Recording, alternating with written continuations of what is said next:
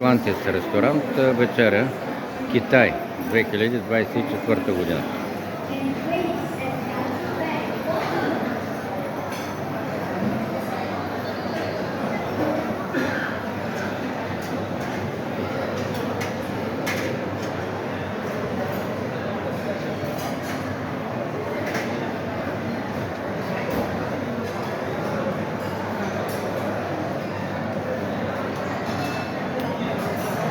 Перлени мини.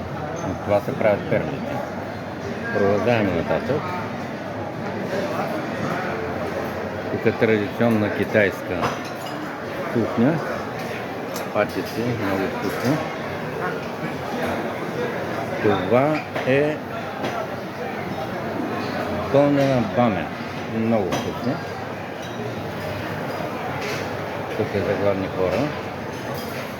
Тия прасенца до преди малко бяха 3.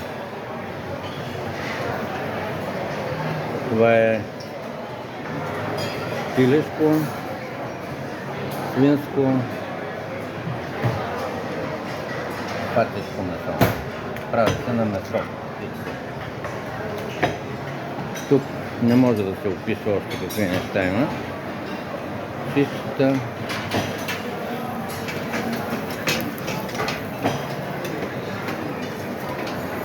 печени зеленчуци. Тук има нещо интересно. Това е свинско, направено по много интересен начин и много вкусно. Тук е малко по-люто. Морски дарове. Нататък няма смисъл да се продължава.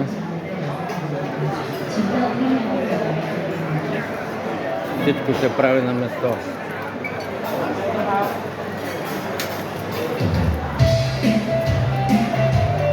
Жива музика.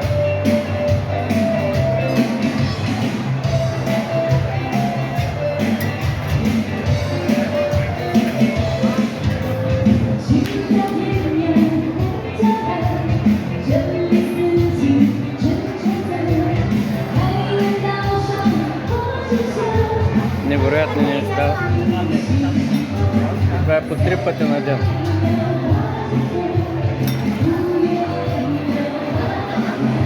Това дори не е половината още.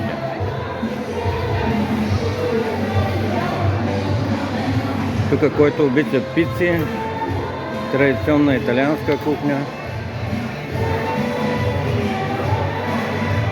Интересно какво има тук. Плодове с зеленчуци с билки. Макарони, естествено. Тук са най-вероятно спагети. Картофено пюре.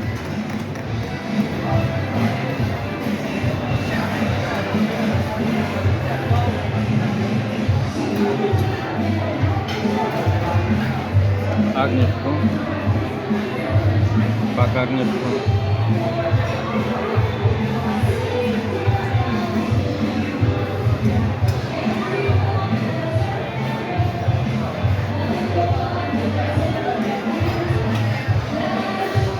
Испанска паella.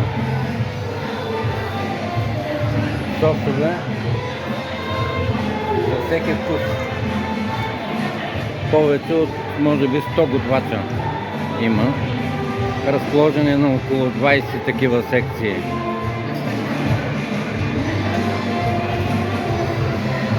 Тук е индийския сектор.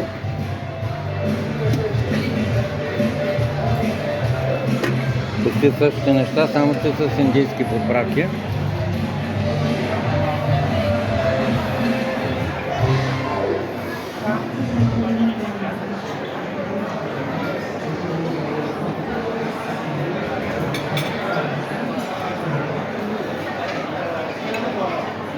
Почти навсякъде има от различни континенти кухня. Индийските ориза, естествено, техните зеленчуци.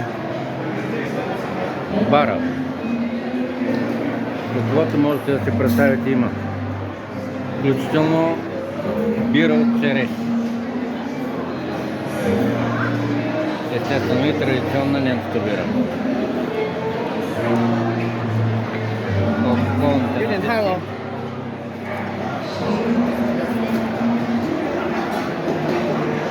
Всякакви коктейли.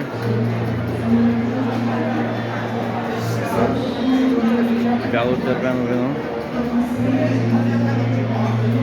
Безалкохолни. По 3 пъти на ден. И нито веднъж до сега не се е повторило менюто. Тук е секцията за суши. Ето произведение на изкуството. Безкрайна наслада за окото и за стомаха, който е гладен.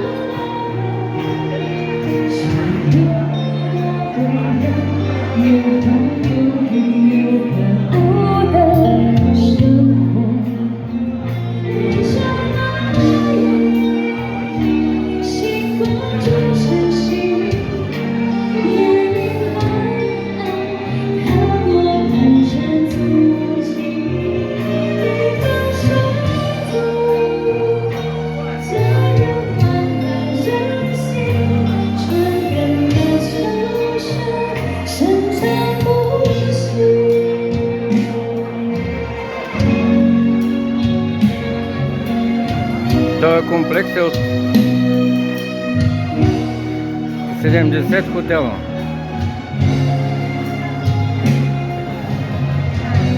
Пълен догоре.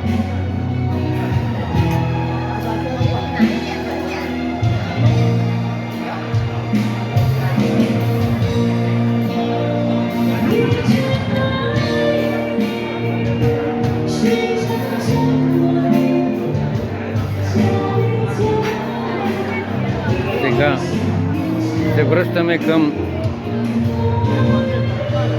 десертите, които трябва да направим отделен филм за тях.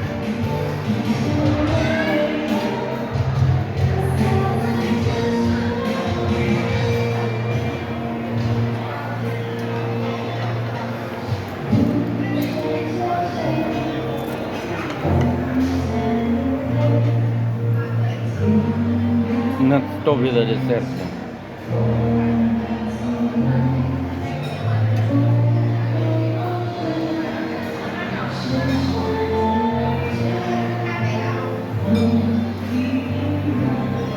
Сладолед сам може да слага в кутийка, в кунийка.